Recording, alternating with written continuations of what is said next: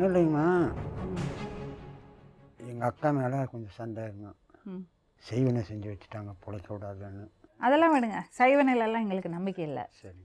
உங்கள் பசங்களும் சொன்னாங்க, நீங்கள் எப்படி வளர்த்தீங்க, நீங்கள் எப்படி அவங்க அம்மாவை நடத்துவீங்க, எப்படியெல்லாம் அவங்கள அடிப்பீங்க, எப்படியெல்லாம் கெட்ட வார்த்தை பேசுகிறீங்க எல்லாம் சொன்னாங்க. என்ன பிரச்சனை, என்னதான் உங்களுக்கு? இல்லை ஒன்றும் இல்லைங்க. அதாங்கம்மா, அக்கா அன்றைக்கி வந்திருந்ததுங்க. அக்கா வந்திருந்தோடனே நான் வீட்டில் செலவு சீட்டு எழுதி கொடுத்தேன். கடை வச்சுருக்குறேங்க. செலவு வாங்க போயிட்டேங்க. செலவு வாங்கிட்டு நான் வரும்போது அக்காவும் எங்கள் அக்கா பொண்ணும் வழியில் இந்த ரோட்டில் நின்னாங்க. ஏன் வந்துட்டக்கா அப்படின்னு கேட்டேங்க. இல்லை சாமி நான் வீட்டுக்கு போகிறேன்ட்டு. இல்லை ஏன் வந்துட்டேன், சாப்பிட்டு போடாத, இன்றைக்கி இருக்கிறேன், நைட் இருக்கிறேன்னு சொன்னேன்னு கேட்டேன்.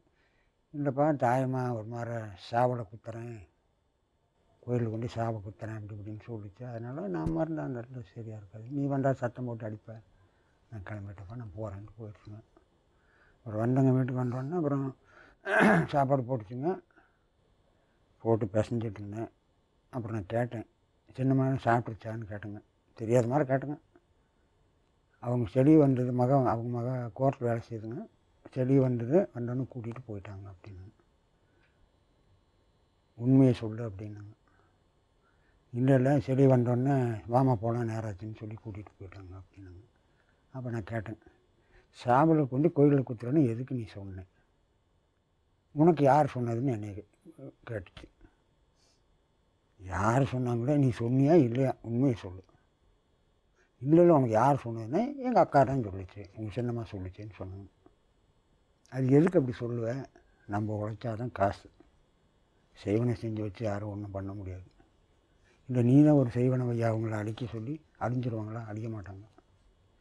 இந்த மாதிரி மனசந்தேகம் நினச்சிட்டு வீட்டில் இருந்தால் நம்ம லைஃப்பு கெட்டு போயிடும். நீங்கள் பேசுகிறத பார்த்தா அப்படியே இப்படி தான் எப்பவும் பேசுவீங்களா? ஆமாங்கம்மா, இது என் தங்கங்க, ஒன்றும் தெரியாதுங்க அவருக்கு. தங்கத்தை தான் போட்டு கொள்ளு இதெல்லாம் வேசங்கம்மா. சரிங்கம்மா, இவ்வளவு வேசம் எவ்வளவோ நான் அண்ணன் வந்து ரெக்கார்டிங் போட்டு வைக்கல, இவர் பேசின உண்மை இன்னைக்கு அழிவு. தங்கத்தை தலையை பிடிச்சி வைப்பீங்களா? ஒரு நாளும் கட்டினிலிருந்து இதுவரையிலும் அந்த அடி நான் அடிச்சதில்லை. அன்னைக்கு அடிச்சேன்னு சொல்கிறேன். ஏன் செருப்புல அடிக்கணும், விளக்கமாத்துல அடிச்சு அட்டியெல்லாம் குச்சியில் அடிக்கவும். தங்கத்தை எப்படி அடிக்கிறீங்க? வெளியே தங்கம், உங்க தங்கத்தை ஏன் அடிக்கிறீங்க? வந்து கரெக்டாக இருந்தால் செய்ய மாட்டாங்க. கரெக்டா இல்லாம எப்படி கரெக்டா இருக்கணும்? உங்களாட்டம் தப்பு பண்ணவங்க யாரும் கிடையாது, உலகத்துல ஆளே கிடையாது. ஒன்னா நம்பர் பேசு. சரி, உங்க தங்கம் என்ன சொல்றாங்க பாப்போம். தங்கம்னு சொல்லிட்டா போதுங்களா, அடிப்பட்டது எனக்கு தாங்க தெரியும்.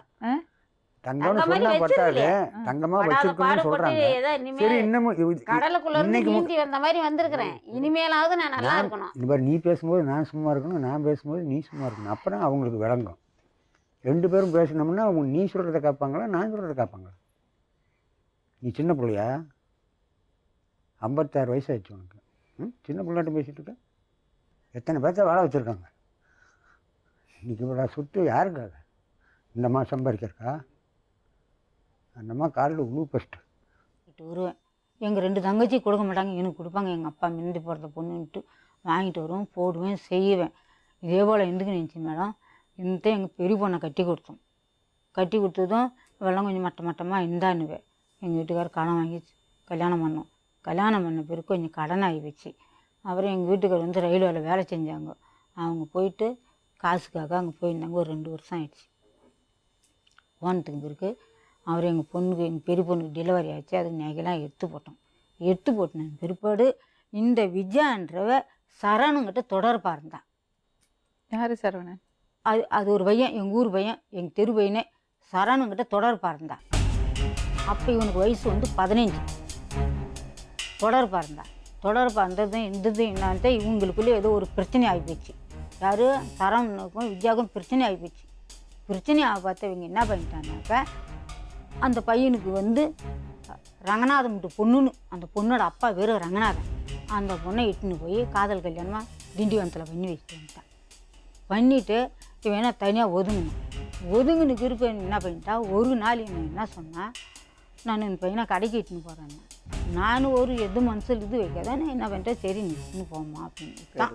குத்தமே இதே தான், வேறு எந்த குத்தமும் கிடையாது. இவங்க பையன் எது வேணாலும் வைப்பாங்க. அதோட மேடம் போய் இருந்தோம் 6 மாதம். இருந்த பிறகு அப்பயும் வந்து சின்னவனாகிறான். இருந்த பிறகு எங்கள் பொண்ணு சுரேஷ்ன்ற பையனை இட்டுக்கின்னு போயிட்டு மூலகாட்டில் இவனை இட்டுன்னு போய் மருந்து எடுத்துன்னு வந்துச்சு. 4 உருண்டை இருந்துச்சு மருந்து. அதெல்லாம் எதுவுமே இல்லைங்க மேடம். என்னை யாரும் எட்டு மாதம் மருந்து எடுக்கலைங்க மேடம். இதெல்லாம் வந்து எடுக்கவே கிடையாது. சத்தியமாக 5 பிள்ளை சத்தியமாக மேடம் எடுத்தது 4 உருண்டை. பாலுன்ற பையனா தோட்டக்கல்லில் போய் பாத்ரூம்லேருந்து 4 உருண்டை எடுத்து வந்து என்கிட்ட காட்டினான். அந்த நேரம் எங்கள் மாமுடு ஊடு கட்டுறாங்க. என்ன அது என்கிட்ட காசு இல்லாத எங்கள் மாமன் கொண்டாட்டிட்டு 3000 வாங்கி கொடுத்தாச்சேன். எங்கள் பொண்ணு சுரேஷ்ன்ற பையனும் இட்டுன்னு போய் மூளைக்காட்டில் மருந்து வாங்கி கொடுத்து உள்ளுக்கு இட்டுன்னு வந்தாங்க. 4 உருண்டை இருந்துச்சு. பாலுன்ற பையன் எடுத்தாந்து ஓட்டா காட்டினான். அதோட ஒரு 6 மாதம் நல்லா இருந்தான் மேடம். அந்த 6 மாதத்துக்குள்ளே இன்னும் அவனுக்கு என்ன செஞ்சாலே எனக்கு தெரியாது. அந்த கடவுளுக்கு தான் தெரியும். ஆமாம், ஒரு விஷயம் கேட்குறேன். நீங்க ஒரு விஷயம் சொல்றீங்க, அவங்க இன்னொரு விஷயம் அவங்க சொல்றாங்க. மாத்துறாங்க மேடம். அவங்க என்ன சொல்றாங்கன்னா, நீங்க அடிக்கடி உங்க புருஷனோட சண்டை போட்டுட்டு உங்க வீட்டுக்கு போயிடுவாங்க, இந்த பசங்களை ஆதாரம் எல்லாம் ஆதரவு இல்லாம விட்டுட்டு போவீங்க. எனக்கு சாப்பாட்டுக்கு ரொம்ப கஷ்டப்பட்டு சொந்தக்கார வீட்டுல எல்லாம் போய் சாப்பிட்டு அப்புறம் தான் அவங்க தாய் மாமா வீட்டுல போய் செட்டில் ஆயிருக்காரு. இப்ப என்னன்னா, நீங்க சொல்றீங்க 8 வருஷமா விட்டுட்டோம் அதனால கண்டுக்கலன்னு. இப்ப அந்த மாதிரி இருந்துடுங்களேன், ஏன் இருக்கிறது இல்ல? அவளை வச்சுக்கிறேன் மேடம். 100க்கு 100 அடி எங்க அம்மா உயிரிழக்கிறாங்க. எங்க அம்மால துண்ண மாரி அவன் அவளை வச்சிருக்கிறான் மேடம். அதெல்லாம் அவங்க போய் சொல்றாங்க. என்ன தவறு? அதெல்லாம் சும்மா கதை மேடம். இவனுக்கு ஒரு பொண்ணு செட்டில் பண்ணி விட்டுக்கிறாங்க. அதால இவன் அந்த பக்கம் பேசுறான் மேடம். இது எங்கெங்கயோ கதை எல்லா பேரும் அசிங்கப்படுத்துறாங்க மேடம். அசிங்கன்னு கிடையாது. எங்க அம்மா வந்திருந்தாங்க ஒரு 8 நாள் எனக்கு அவஸ்தை கொடுத்து. ஒரு விஷயம் மட்டும் எனக்கு கேளுங்க. 8 வருஷம் விட்டேங்கல்ல, இப்ப எதுக்கு பையன் வேணும்னு சொல்றீங்க? நான் பையன் வேணும்னு சொல்லலையா? என்ன ஏன் டார்ச்சல் பண்றீங்க? என்ன டார்ச்சர் பண்றாங்க? கேட்கற கேள்வி. இவன் வந்து அவங்களை எதுவும் டார்ச்சல் பண்ண. அன்னைக்கு வந்து ஃபோன் பண்ணான். பண்ணலாம் வாங்கடா இதே மாதிரி பிரச்சனைன்னு. அப்ப என்ன கேட்டான்? 2 வார்த்தை தப்பா வாங்கிட்டு குறை போன் என்ன போட்டு அது ஓப்பனா உங்ககிட்ட சொல்ல மேடம். பொண்ணு யாரு பெத்தது? பொண்ணு அவங்க பெத்தாங்களா நான் பெத்தேனா மேடம்? நீ ஏன் பண்ற? நான் பெத்த இல்ல, எனக்கு தெரியாதா? சரி, கல்யாணம் பண்ணும்போது மேடம் இது ஒரு கதை கேட்டுங்க மேடம். தப்பானா நீங்க எனக்கு என்ன வேணாலும் தண்டனை கொடுங்க, நான் வாங்கிக்கிறதுக்கு ரெடி இருக்கிறேன். எங்க பெரிய பையன் குடிச்சு ஒரு மெண்டல் மாரி ஆயிட்டான். அந்த நேரம் நான் என்ன பண்ணேன், 22 மூட்டை மல்லாட்டை புடிங்கி போட்டுவிட்டு என் நெகையை வச்சு களை கொத்தினேன். புடிங்கி போட்டுட்டு இந்த பையனை இட்டுன்னு, அம்மா என்னன்னாங்க உங்க கையில காசு கிடையாது வாமா என்னாங்க. இந்த பையனை இட்டுன்னு நாங்க போனேன். அங்கே போய் அவனுக்கு கொஞ்சம் உடம்புக்குன்னு பார்த்து விட்டு அங்கே இந்த வாரத்துக்குள்ளேயே இவன் அந்த மிளகாட்டையும் உடச்சி போட்டுட்டான். என்ன நான் நெக்கி வச்சு மிளகாட்டை போட்டேன், மிளகாட்டையும் உடச்சி போட்டுட்டான். இந்த பையனை இட்டுன்னு வரத்துக்குள்ள இவங்க என்ன பண்ணிட்டாங்கன்னா, மாப்பிள்ளை வீட்டுக்கார வர வச்சாங்க. தேடி கிடி பரும்புஞ்சோறு எல்லாம் குறிச்சிட்டாங்க. அப்போ நான் போய் தடை பண்ண முடியுமா? என் ஒன்று கல்யாணத்தை வைக்காதான்னு சொல்ல முடியுமா மேடம்? எதுக்கு தடை பண்ணும்? எங்கள் பையனுக்கு உடம்பு சரியில்லைன்னு நான் இட்டுன்னு போயிட்டேன் அம்மா கிட்ட. எங்கள் பெரிய பையன் குடித்தானா ஒரு கொஞ்சம் காசுனா ஓவராக குடிப்பான். அப்புறம் காயில மாரி படுத்துவான், ஒரு மண்டை கோளாறு மாரி ஆயிடுவான். ஆனிட்டு தான் எங்கள் அம்மா என்னன்னாங்க, எங்கள் அம்மா இங்கே இருந்துவாங்க காசு. எங்கள் பெரியாண்ணன் இங்கே தான் மேடம் இருந்தான். கல்யாணத்துக்கு எங்கள் அண்ணன் கூட இருந்தான். 10 மாதம் சம்து பெத்தேன். அங்கன்னு பேசக்கூடாது, இங்கன்னு பேசக்கூடாது. பொது நியாயமா பேசு, பொது நியாயமா பேசு. போயிட்டு இவனுக்கு அங்கங்க எந்த நிலைமைக்கு நான் இவனை காப்பீடு பண்ணி எனக்கு தான் தெரியும் மேடம். அந்த அளவுக்கு நானும் சின்ன வயசுல படிக்காம சம்பாதிச்சு அவன் வந்து அத நான் சொல்லக்கூடாது. என்ன நானும் அந்த அளவுக்கு சம்பாதிச்சு போட்டேன். நீ பேசாத. எப்படி பத்தி எடுத்து அப்படித்தான் இது நீங்க. நான் அந்த அளவுக்கு சின்ன வயசுல சம்பாதிச்சு போட்டோம். என்ன நானும் தான் செஞ்சிருக்கிறேன். என்ன 1 ரூபா 2 ரூபா இல்ல 4 லட்ச ரூபா கொட்டி எங்க நிலம் மேடம். எங்க பங்காளி மோட்டர் நிலம் உடம்புட்டான். 4 லட்ச ரூபா எங்க அம்மா ஸ்டேஷன்ல கட்டி அடி ஓதிய வாங்கி. மேடம் அப்பெல்லாம் எங்களுக்கு கத்துறாங்க. இவங்க என்ன பண்ணாங்க அந்த 4 லட்சம் இதெல்லாம் ஏற்றி கொடுத்துட்டு வந்துக்கிறாங்களா? இந்த இதுவே தெரியாது யாரும் எனக்கு சொல்லி கொடுக்குற வயசு புரியுதா? அப்படி இல்ல, மங்கலத்துல போட்டு பாப்போம் எவ்வளவு எங்க அம்மா ஸ்டேஷன்ல கட்டிக்கிறாங்க, மோட்டருக்கு எவ்வளவு கட்டிக்கிறாங்க. இது அக்கவுண்ட் செட்டில் பண்ணறது இடம் கிடையாது. அவன் பேசறது பாராம இந்த பையனை செட்டில் பண்ணி இட்டுன்னு வந்துக்கிறான்.